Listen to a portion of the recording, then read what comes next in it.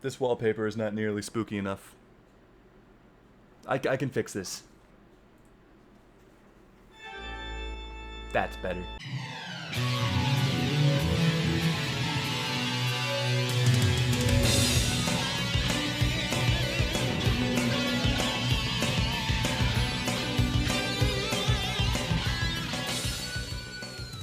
Hello, ghouls, goblins, ghosts, skeletons, zombies of all nature. Welcome to my on-time Halloween game review. Instead of playing Poppy's Playtime Chapter 3 this year, which, don't get me wrong, was very tempting, very tempting, I opted to do something pretty groundbreaking last October, and that I actually play good horror games, which, yeah, I was just as surprised as you to learn still exist.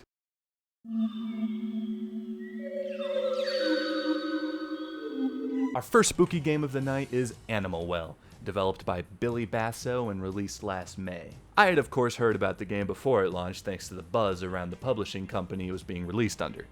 Big Mode Games, it's called. I think it was founded by, Will Smith? Yeah, that sounds right. Anyways, folks, prepare yourselves to delve into the well. We may never come back out alive.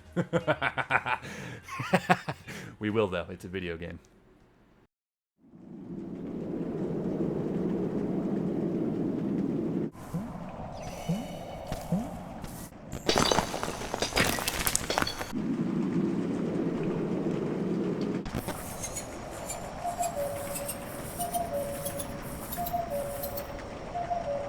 I must admit that I was not the biggest fan of Metroidvanias for a long time. I remember playing Super Metroid as a kid and getting confused and giving up, then playing Hollow Knight a few years later and just getting bored. But these days, I'm a changed man. After I finally played Metroid Dread, it opened up my eyes to how fun the genre can be. It was honestly the perfect entry Metroidvania for me for a few reasons.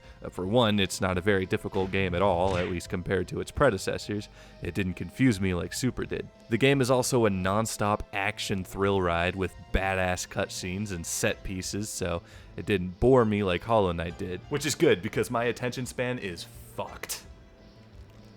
I loved it so much it caused me to revisit Super Metroid, and I loved it. I definitely wouldn't have been able to appreciate that game's beauty without Metroid Dread. Because it's beautiful. The soundtrack is phenomenal, the world is memorable, and the gameplay is fun as hell. It's a beautiful piece of art, and so is Animal Well.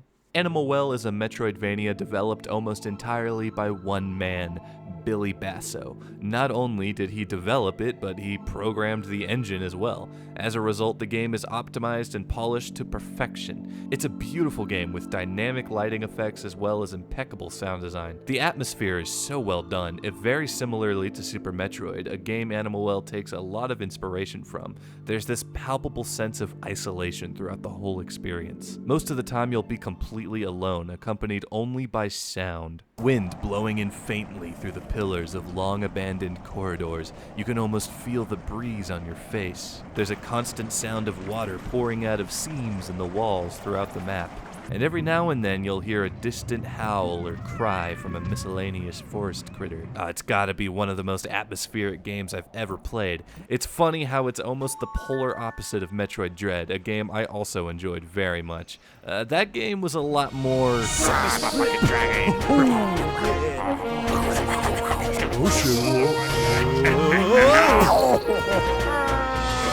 No, Samus, I will kill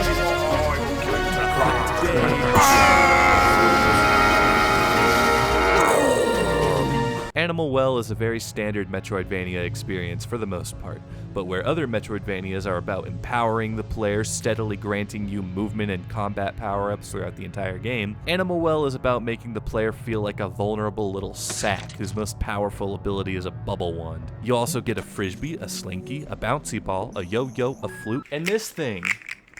I don't know what it is, but it's pretty cool. The sound design along with the beautiful lighting and physics simulation make for one of the most tranquil gaming experiences I've ever had. But all is not well in this Animal Well, if you're even smart enough to pick up on humor like that. No. There is great evil lurking deep, deep below. There are many horrors in this game that just appear out of nowhere.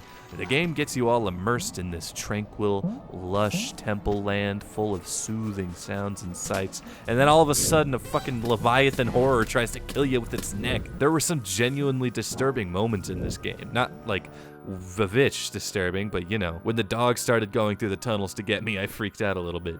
Oh shit, oh shit. Overall, Animal Well is a fantastic Metroidvania that you can easily get yourself lost in for hours thanks to the stellar atmosphere and sound design. If you liked Super Metroid, you will love this game as it pulls off a very similar sense of isolation. The puzzles are fun and there's tons of hidden secrets to find to keep you busy for hours to come, and lots of horrors to find. If you have the bravery and tenacity to find it and conquer it, you will be rewarded greatly with another bubble wand. Whoa, that was a pretty scary game, but not exactly a horror game, just a game with horror themes. This next game, though, is guaranteed to scare you silly. You may even let out a croak of fear. A crow, like a frog. Crow Country is the experience I always expect I'll have when I go play the old Resident Evil games. Instead, I just end up wanting to kill myself. They are relentlessly hard games due to the infamous tank controls that had you turning your character and moving forwards and backwards as two separate commands. This style of controls do make for a more scary experience, I think, severely disempowering the player and giving you a good idea of what being in this situation in real life would probably be like. The problem is, I hate it and it's not fun. Crow Country, on the other hand, focuses more on being, you know, kind of fun. The whole game is a love letter to the PS1 survival horror genre, yet it's been modernized for my playing pleasure. I'll start by talking about the controls, which makes sense considering they're the first thing I noticed when I started playing. Thankfully, in Crow Country, if you use the joystick, you can move freely in a 360-degree radius, as you would expect from a modern console game. You still have to stop in your tracks to aim your gun, true to the old Resident Evil games, and I think it's a perfect balance of modernization and staying true to the source material. And hey, if you use the D-pad, you can still play with classic tank controls. I don't know why you would, but it's a nice touch. Options are nice. No gyro aim though, which is kind of a bummer. I have no idea why games rarely implement gyro aiming these days, but it's not a big deal. Similarly to Animal Well, this game has a fantastic atmosphere. Everything is modeled so nicely. It really gives off the vibes of those old pre-rendered backgrounds from the PS1 days. There's always so much to look at. Everything is so densely decorated. I love it. I'm especially fond of this room where you find the Mushroom King guy and you have to solve his hidden mushroom eating puzzle. I like the creaking sound he makes when you talk to him. It's like I actually could never figure out how this puzzle worked. I ate all the correct mushrooms and didn't die, so I don't know what I did wrong, but nothing happened. What happens then is that you look on the map and you find out that the room is actually called the Mush Room. Simply genius game design at play here. These guys are clearly pros. Despite the kind of cutesy character design, the game is pretty intense and really gory. Surprisingly, the enemies aren't zombies, which is what I was expecting going in. No, they're these disturbing amalgamations of flesh and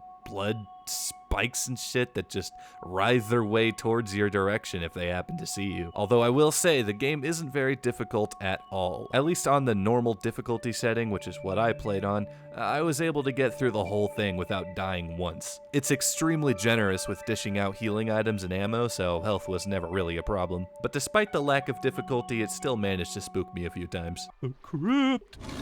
Oh, fuck. Oh, Jesus. There's all sorts of different types of evil creatures that'll come after you, and they're all horrific looking and just upsetting to look at. And now Merry Christmas. But the most horrific part only becomes apparent later into the story. The story isn't anything crazy deep. The characters are kind of surface level, and I didn't really care for them that much. But the actual plot and the progression of said plot has you going down this rabbit hole that gets progressively more fucked up as you go. I found myself getting pretty invested thanks to the mystery element, which even by the end of the game surprisingly leaves a lot to the imagination, which is nice. And fully exploring the map is rewarding and paced out really well. I think I got stuck maybe 1 or 2 times, but it was never for very long, and the solution is usually always pretty obvious thanks to these employee notes all over the map that usually tell you the solution outright. It's a smart way of doing it, and makes the game very accessible to people who don't want to wander around the map for an hour trying to figure out what to do like an asshole. Hey, that's me! Crow Country is a wonderful love letter to the era of PS1 survival horror games with pre-rendered backgrounds and fixed camera angles, even though those don't appear in this game. It's just pulls off that same vibe. It also has a lot of replay value. At the end of your run, it literally grades you like it's a Sonic level. And this grade is based on how much you healed, how many times you died, etc. I got a B+, which is kind of bullshit considering I literally didn't die once. I think I at least deserved an A-, but whatever. I give Crow Country a C for Crow. I would have given it a higher rating, but it fucked me over with that B+, I guess. I hope the next game continues the trend of having crows in it.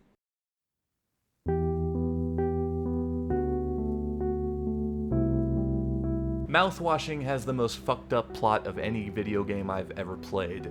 At least I think it did. Honestly, by the end of the game, the only thing I knew for sure was fuck Amazon. This game has a very interesting style of storytelling. It's a story that takes place over the span of a few months, but it's chopped up and structured in a non-linear fashion, and often changing the point of view you see it from, leaving the player to figure out the full picture on their own by the end of the game.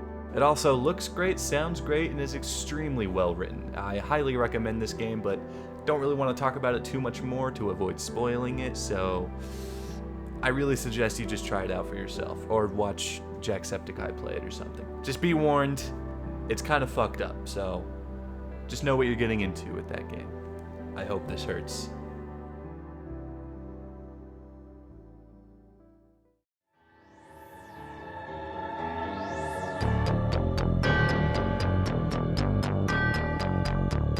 itch.io.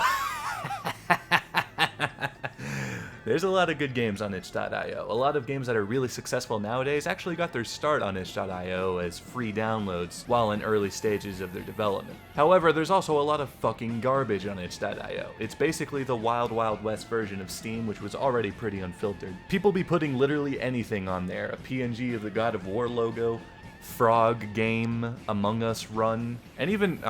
come on, man. Really? Voices of the Void is one of the rare gems that's actually really, really good. The game is in pre-alpha, which means it isn't fully complete yet. It became available to play in 2022, and the developer has been steadily adding more and more new shit to the game ever since, and shows no signs of stopping anytime soon. In Voices of the Void, you play as a malnourished Swedish boy whose job is to scan for space signals and send them back to Swedish NASA or something. There's this giant space computer that has you first scan for the signal, then process the signal, then save the signal onto a hard drive. Then you put it into a box and you call a drone to come pick it up, and you get money for it. At the start, it takes fucking forever just to get one signal processed all the way. You're just sitting there. But as you go on and earn more credits, you can upgrade each individual module of your console to make the process easier and faster. But scanning for signals isn't the only part of your daily tasks. You can actually leave your base and explore the entire field with your ATV. There are satellites scattered all over the area, as well as 3 transformers that power the whole operation. Part of your daily task is to go to specific satellites and collect hash codes, which grant you even more money for each one you successfully collect. You also have to upkeep your transformers, because if even one of them goes out, this happens. Will I get money for fixing the servers, or do I only get money for... Uh-oh. And you have to manage all this, as well as your hunger meter and your stamina meter, which if the latter gets too low, you start seeing sleep demons. All while spooky, paranormal shit takes place all around you. It's genuinely terrifying and super stressful at times, especially when you're forced to travel outdoors during the dead of night and someone in your chat is telling you that the satellite you're going to is haunted. And when you get there, you see this. What the fuck is this? What are they doing? One of them's floating. But that's not where it ends. I haven't gotten to the main gameplay mechanic yet. The cleaning. Your base is a total mess at the start, so you have to clean it up by ordering trash bags and boxes to store it all in and dispose of it. I need what? Oh my god, dude. I can't put into words just how much trash there is when you start. I have no idea what Reddit greaseball was operating this station before I showed up, but I honestly have to thank him because it's one of the most fun parts of the game. There's lots of cool secrets to find all over the map, some that add to the mystery or give you new items, so you can go explore if you want to as well. What the fuck? How did I miss this? Well, I mean, it was like hidden away. I'm so glad you told me about this. What the fuck? It's so open-ended and there's so much stuff to do that you can never really get bored. At the end of the day, that's why I like it so much. I got that Gen Z attention span. Us redheads have to stay together, right? Oh, what the fuck? I'm fucking... Cut the power. Oh god, I'm cutting the power to everything. Oh my god, it did it on its own. I think a transformer went out. So yeah, those were the best spooky games I played last October, and I highly recommend you try them all out. They're great games, trust me. I have good opinions on video games, and I would never play a bad game. I would never do that. Why would I ever do that? That's just crazy. Who would ever play a bad game on purpose? That's just silly. I mean, that's just so silly. Who would ever do that? That's just so silly. Why would anyone ever do that? I don't know. I would never.